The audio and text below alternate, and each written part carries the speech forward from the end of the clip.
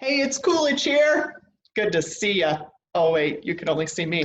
So, week one, I have a game for you, and this week's game is Pictionary. So, if you would like to send me an email, and in the subject line put week one and then do a dash and put your guess, one guess per email, winner will get a prize. Here is your Pictionary picture.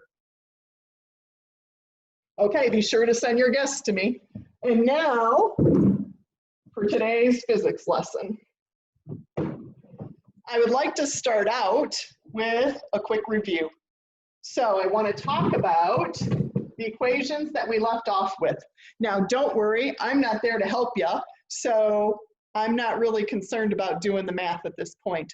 But we are going to use these variables again. So I wanted to make sure that I went over them so that you would have an understanding again. So VO, remember, is initial velocity. It means how much distance you're covering in a certain amount of time. And your units are going to be meters per second. And initial velocity, remember, is that speed at the beginning or at the starting of whatever situation we're looking at. The next variable is VF. VF is your final velocity, and remember that that's the velocity, the speed that you're going at the end or at the final part of whatever it is we're looking at. V bar is average velocity, and remember average velocity means that throughout the time span you're taking velocity at given points, and then you're going to take all those velocities together and average them.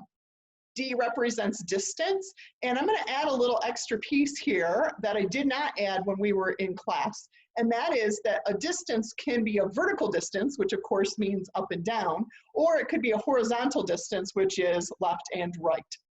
T represents time, and A represents acceleration. Acceleration, remember, is a change in velocity. Now, velocity and speed technically are not the exact same thing. Remember, speed and velocity have the same numbers, but velocity has to include a direction. So when we're talking about acceleration, please remember that we could have a change in velocity, which means a change in the number or a change in the direction. If I'm going around one of those loop-de-loop exits, even though I'm going 25, 25, 25, 25, I'm still accelerating because I'm changing my direction. And we would have gone over that in class. Remember, we have the equations, B equals D over T. And of course, there are two other versions of that. D equals V bar times T. T equals D over V bar. And then we have an additional V bar equals VF plus VO divided by 2.